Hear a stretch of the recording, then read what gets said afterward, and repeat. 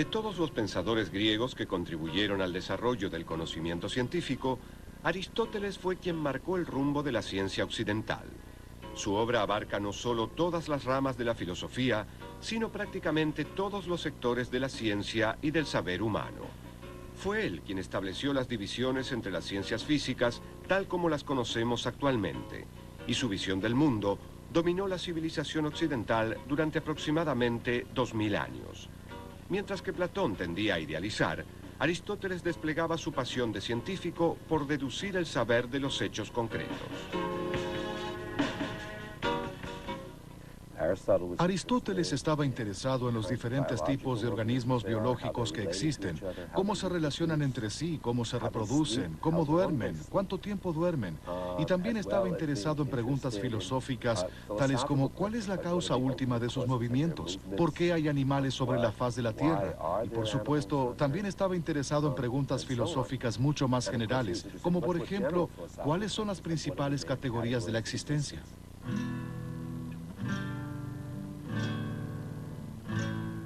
Aristóteles divide a las ciencias en tres clases: prácticas, poéticas y teóricas. Entre las ciencias teóricas menciona la matemática, la metafísica y la física. Para Aristóteles, la ciencia es el conocimiento verdadero y cierto, exactamente lo opuesto a la opinión. En su analítica posteriora, Aristóteles aplicó el rigor de la lógica, una disciplina creada esencialmente por él para formular un proceso metodológico a fin de adquirir conocimiento científico. Él sostenía que solo podemos comprender el mundo procediendo de manera deductiva a partir de principios primeros para alcanzar conclusiones incontrovertibles. La predilección del científico por inferir conclusiones particulares a partir de reglas generales tiene sus orígenes en Aristóteles. El razonamiento inductivo pasó a un segundo plano respecto del pensamiento deductivo. En realidad, la inducción no jugó un papel muy importante debido a la idea equivocada de Aristóteles de que la inducción era un sostén provisorio, que cuando uno descifrara qué estaba sucediendo, era posible encontrar ciertos principios a priori a partir de los cuales se podría aplicar la deducción. El énfasis aristotélico en la lógica deductiva dominó la ciencia occidental durante siglos e influyó profundamente sobre diferentes pensadores como Euclides de Alejandría, uno de los matemáticos más importantes del período clásico. El método axiomático euclidiano, inspirado en la lógica aristotélica, apuntaba a reducir todos los enunciados de la geometría a ciertas hipótesis básicas y establecer una norma para la metodología científica que habría de permanecer vigente durante siglos. Después de que Tomás de Aquino lograra integrar a Aristóteles dentro de la ortodoxia oficial de la Iglesia Católica en el siglo XIII, el pensamiento científico se vio cada vez más dominado por el aristotelismo escolástico, que resaltaba las cualidades particulares de las cosas individuales.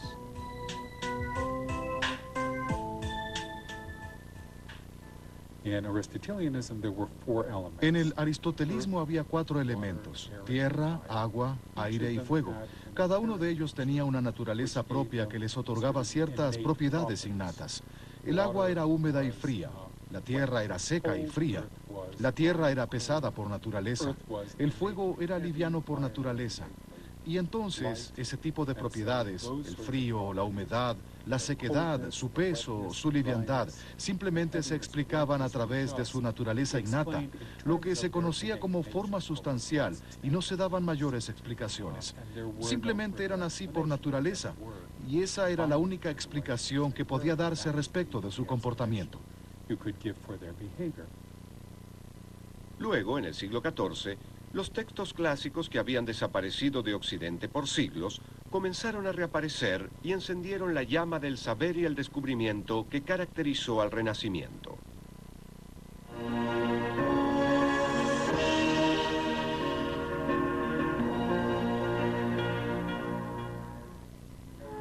Este periodo de ferviente actividad intelectual dio lugar al surgimiento de científicos como nunca antes se había visto. Entre ellos podemos mencionar a Nicolás Copérnico, Johannes Kepler y Galileo Galilei, quienes instauraron una nueva visión de la realidad, una metodología científica sumamente crítica y una forma innovadora de pensar acerca del cosmos.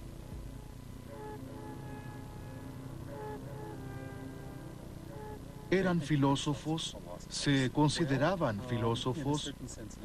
Bueno, de cierta manera sí. Después de la publicación del Mensajero Sideral en 1610, Galileo abandonó la universidad e ingresó a la corte. En primer lugar, le ofrecieron el cargo de matemático del Gran Duque de Toscana en la corte de Florencia. Pero él insistió para servir como matemático y filósofo del Gran Duque.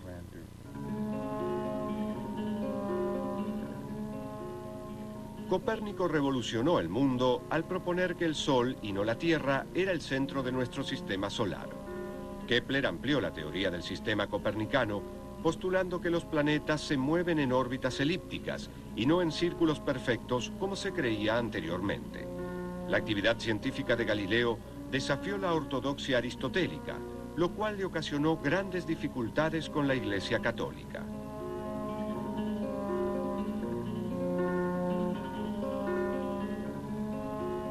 Es probable que el relato de que Galileo arrojaba objetos de la Torre de Pisa sea apócrifo, pero es cierto que Galileo realizaba experimentos que contradecían las enseñanzas de Aristóteles de que los objetos más pesados caían a mayor velocidad que los más livianos. Al enfatizar en sus datos la cantidad por encima de las cualidades particulares de los objetos que observaba, Galileo introdujo una noción radicalmente nueva. La ciencia debe basarse en la medición. Este hecho puso a la matemática en la primera plana de la actividad científica.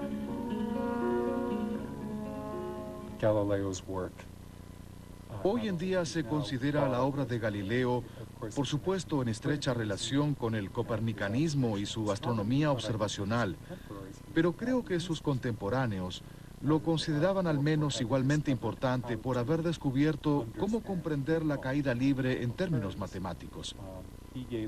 Dio la primera explicación matemática sobre la caída de los cuerpos pesados y sobre el movimiento de los proyectiles, lo cual fue muy sorprendente. Hoy en día, estos son temas muy simples para todos los que asisten a la escuela secundaria, pero en esa época eran descubrimientos verdaderamente extraordinarios. La filosofía está escrita en este grandísimo libro que continuamente está abierto ante nuestros ojos, el universo, pero no puede entenderse si antes no se procura entender su lengua y conocer los caracteres en los cuales está escrito. Este libro está escrito en lengua matemática y sus caracteres son triángulos, círculos y otras figuras geométricas, sin las cuales es totalmente imposible entender humanamente una palabra y sin las cuales nos agitamos vanamente en un oscuro laberinto. El filósofo inglés Francis Bacon sentó las bases del método científico moderno y contribuyó fundamentalmente a catalizar la revolución científica que tuvo lugar tiempo después. Según Bacon, la verdad se obtiene solamente a través del experimento. La misión del científico es la de impulsar el progreso descubriendo la evidencia que sirve para respaldar o refutar una proposición. Formuló una manera totalmente nueva de interrogar al mundo.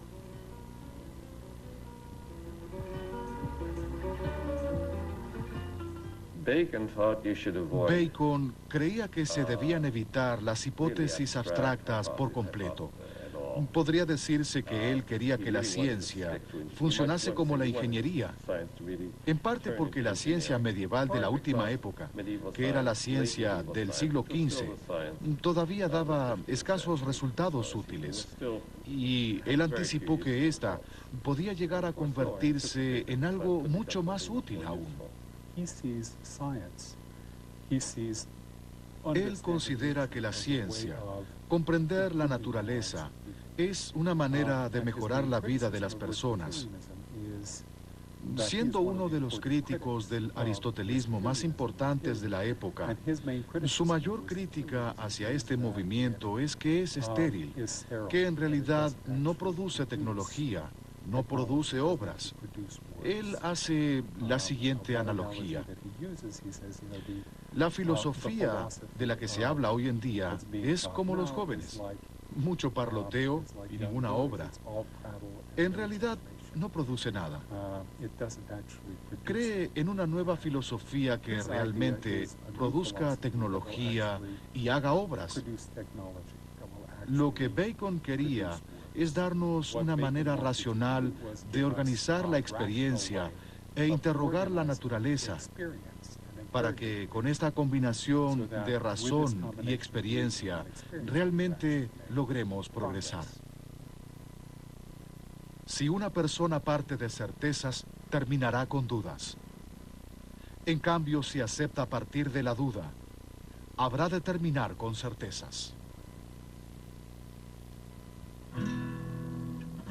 Fue gracias a la aparición de Isaac Newton que la revolución científica triunfó definitivamente sobre la institucionalizada visión aristotélica del mundo. En sus principios matemáticos de la filosofía natural, también conocidos como Principia Mathematica, Newton describió la gravitación universal, delineó las leyes de movimiento y sentó las bases de la mecánica clásica. En la década de 1920 y 1930, los grandes avances en el campo de la física inspiraron a un grupo de pensadores que comenzaron a reunirse en Viena para discutir sobre filosofía. A este grupo se lo conoció bajo el nombre del Círculo de Viena y dio origen al positivismo lógico, un movimiento que sostenía que el único discurso que tenía sentido era el científico. Si se deseaba afirmar algo sobre el mundo, debía haber alguna experiencia sensible a la cual remitirse para demostrar que el reclamo en cuestión era verdadero. A este concepto se lo denominó principio de verificación o verificacionismo. Rudolf Carnap, Maurice Schlick y Otto Neurath eran los principales miembros del Círculo de Viena, que era frecuentado por muchas eminencias.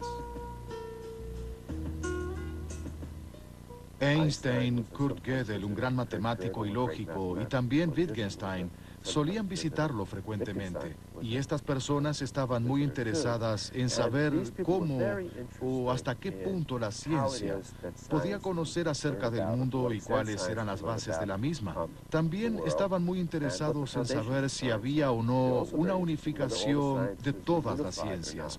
Ellos afirmaban que la física era la ciencia fundamental y que todas las demás ciencias de alguna manera derivaban o dependían de la física. Como con el tiempo se comprobó que el principio de verificación era tan riguroso que llegó a poner en duda a la propia ciencia, el movimiento dio lugar a un renovado interés por las teorías de la confirmación que intentaban incorporar el razonamiento inductivo o algo similar al campo de la ciencia. Algunos filósofos como Peter Strawson sostuvieron que la inducción no debía hacerse pasar por la deducción para ser considerada válida. Él creía que existía un principio de uniformidad en la naturaleza. Este principio nos asegura que debido a que el Sol salió en el pasado, podemos inferir razonablemente que lo volverá a hacer en el futuro.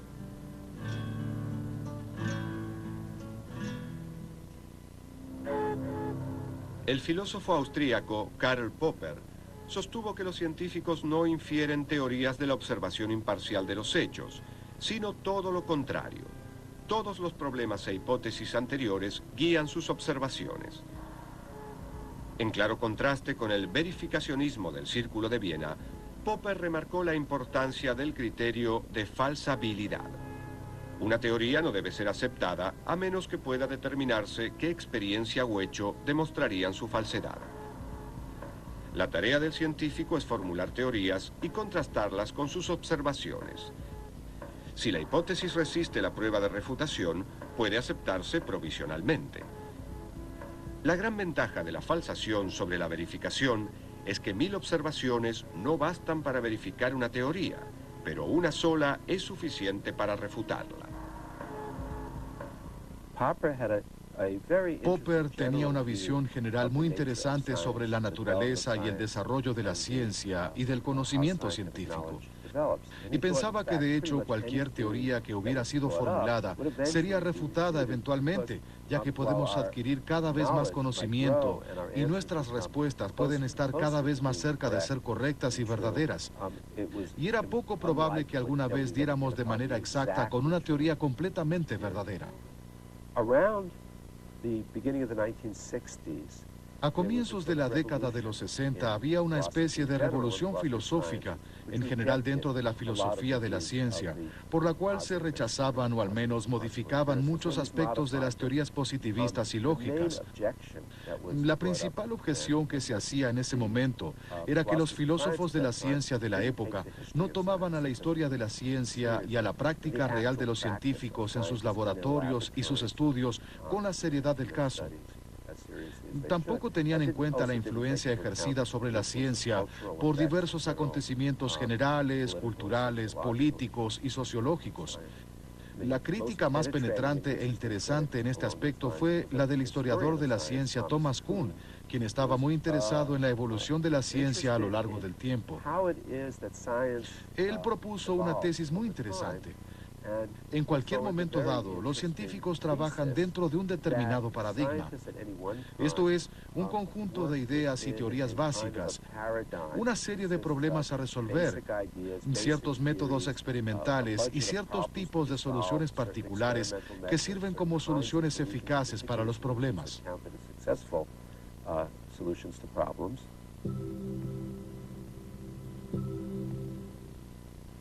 Kuhn enfatizó la importancia del contexto histórico y social dentro de la actividad científica. Se preguntaba por qué en un momento dado de la historia algunas teorías se aceptaban mientras que otras no. Para encontrar la respuesta a dicha pregunta, Kuhn creó la noción de paradigma. Según Kuhn, un paradigma es una descripción científica del mundo que es generalmente aceptada y provee un modelo de investigación.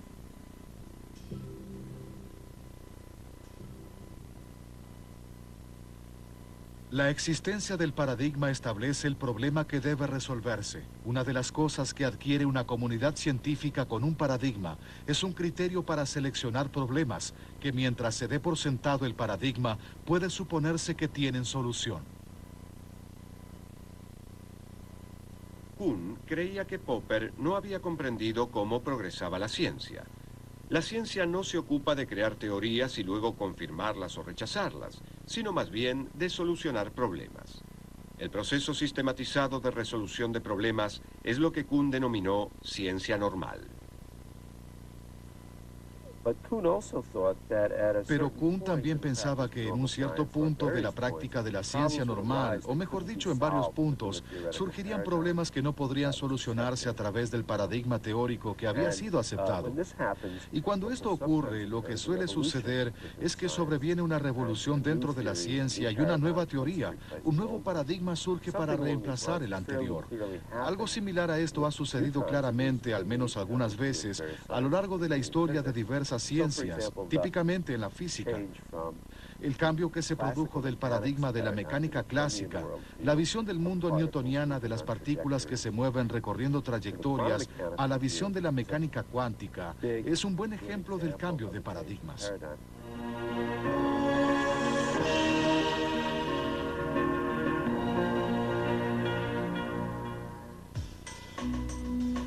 El siglo XX estuvo dominado por dos hallazgos en el campo de la física cuya rareza fascinó a los filósofos: la mecánica cuántica y la relatividad. Einstein estaba trabajando en una oficina de patentes de Berna cuando en 1905 expuso su teoría de la relatividad especial o restringida, una teoría que sostenía que no existe ningún sistema privilegiado de referencia. Dentro de la idea de naturaleza de Einstein, solo existe el movimiento relativo.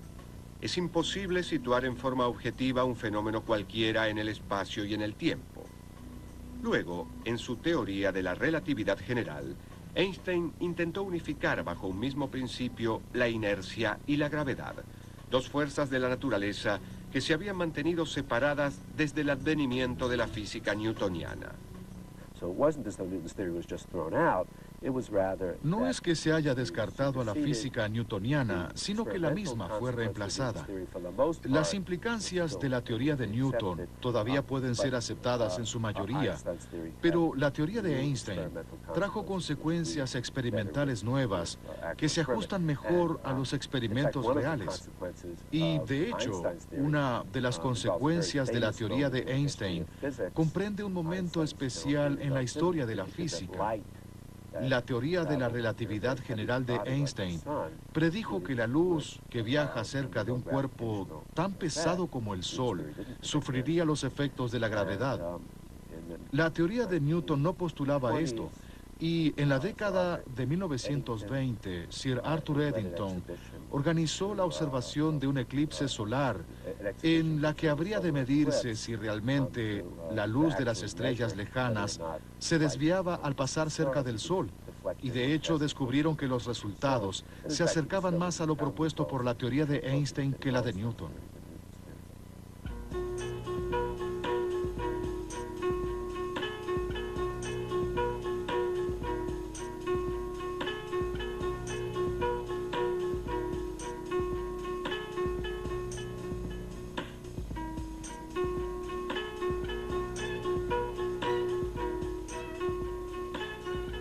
La curvatura del espacio y del tiempo que describe Einstein desafió la noción euclidiana del mundo.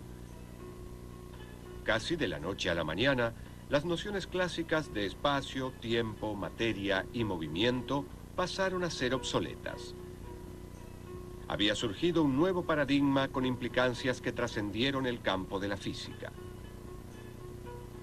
El segundo hallazgo importante de la física del siglo XX fue la mecánica cuántica.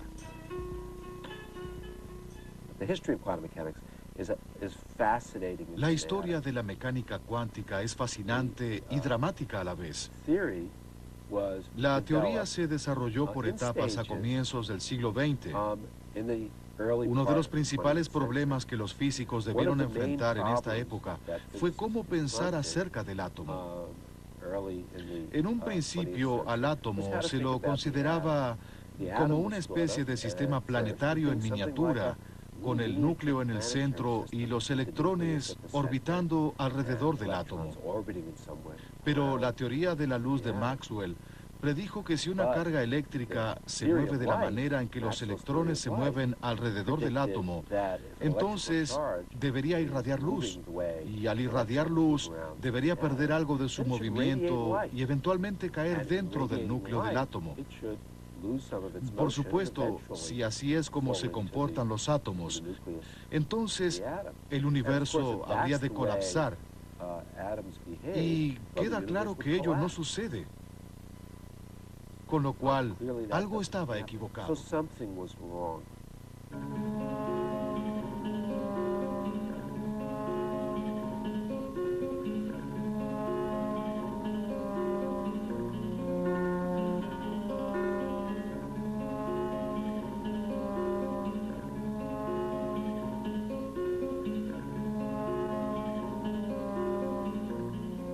El físico danés Niels Bohr propuso combinar el modelo del sistema planetario en miniatura con las nuevas ideas radicales propuestas por Max Planck.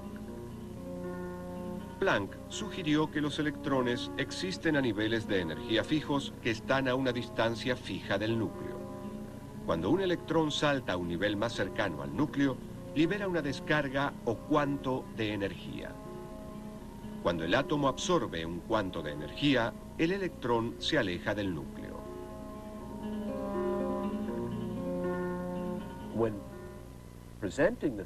Al presentar la teoría, los físicos dirán a menudo que es posible realizar mediciones y determinar la posición dentro de un área muy pequeña de una partícula, un electrón, pero no es posible hacer simultáneamente mediciones de su velocidad y viceversa.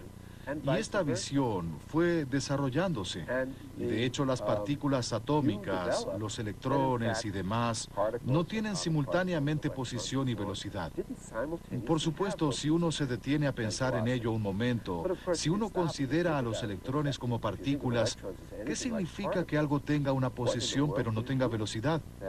No me refiero a que no se conozca su velocidad, sino que no tiene velocidad. O bien, ¿qué significa que algo tenga una velocidad dada pero no una posición determinada? Todo esto es muy extraño. Y se vuelve aún más extraño. Einstein respondió a las aparentes contradicciones con la mecánica cuántica y se encendió la polémica entre la teoría de la relatividad y la teoría cuántica.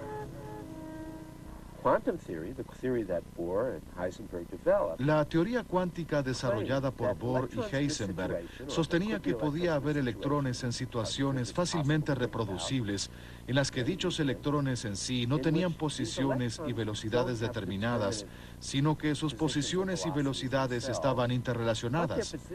¿Qué significaba esto? Bueno, dada la visión instrumental que Bohr tenía sobre la mecánica cuántica, quería decir que si se realizaba cierta medición y se obtenía cierto resultado de este electrón, ello nos diría qué resultado se debería obtener al realizar una medición en aquel electrón, ya sea de su velocidad o de su posición. Y Einstein dijo, si al medir este electrón modifico el hecho de que no tenga una posición determinada a que sí la tenga, y ello a su vez hace que otro que no tenía una posición determinada pase a tenerla sin que yo intervenga en absoluto, debe ser que dicho cambio se produce instantáneamente y a través del espacio. Y Einstein creía que eso era absurdo. Pensaba que de hecho ello violaría su teoría de la relatividad especial. Entre los aspectos característicos de la teoría cuántica se encuentra la noción de que dos objetos que están en diferentes posiciones pueden interactuar simultáneamente, un efecto que Einstein denominó acción fantasmal a distancia. También desarrolló la noción de superposición, el principio según el cual, mientras no se pueda observar un objeto, el mismo se encuentra en todos los estados posibles de manera simultánea. El acto de la observación es lo que hace que un objeto esté limitado a una sola posibilidad. Una vez dije que existen muchas interpretaciones sobre la mecánica cuántica. Cada una de ellas recibe el apoyo de su creador y 6 amigos suyos. Y me han dicho que mencionar 6 es ser demasiado optimista. Entonces se presenta esta extraña situación en la que tenemos una teoría, sabemos cómo usarla, sabemos cómo hacer predicciones. Y para muchas personas como los positivistas, ello ya sería suficiente. Pero para muchos físicos y muchos filósofos no lo es, pues desearíamos tener algún tipo de comprensión acerca de lo que dicho formulismo expresa. El debate entre estos dos sistemas radicalmente diferentes, el físico y el metafísico, todavía permanece encendido. Por un lado, los físicos cuánticos emplean el cálculo estadístico y el principio de la incertidumbre, mientras que Einstein señalaba que Dios no juega a los dados con el universo. La teoría cuántica sugiere una realidad física azarosa y discontinua en la que las causas pueden tener efectos simultáneos a distancia, mientras que la teoría de la relatividad percibe al cosmos como algo relacional y continuo. Entonces, científicos y filósofos continúan entablando un intenso e ininterrumpido diálogo para lograr dar una explicación acerca de la naturaleza del mundo.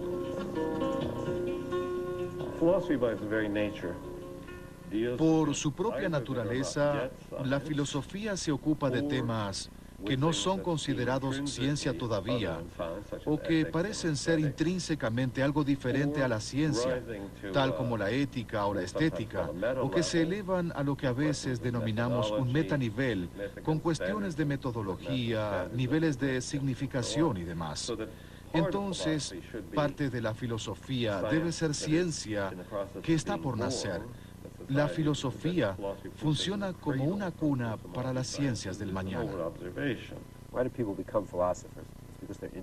¿Por qué ciertas personas se dedican a ser filósofos? Porque están interesadas en demasiadas cosas, al menos esa es mi experiencia personal. Entonces a uno le interesa la cultura griega, pero también la matemática, la física y la historia. Y luego uno descubre que al hacer filosofía es posible estar interesado en todos estos campos y trabajar en ellos, porque todos ellos tienen su base y todas estas áreas de interés intelectual son áreas en las que es posible hacer preguntas filosóficas, tales como ¿cuál es el objeto de estudio? ¿Cómo investigamos acerca del mismo? ¿Cuáles son los conceptos y las expresiones de las nociones centrales de dicho tema? Y lo mismo se aplica a la filosofía de la ciencia.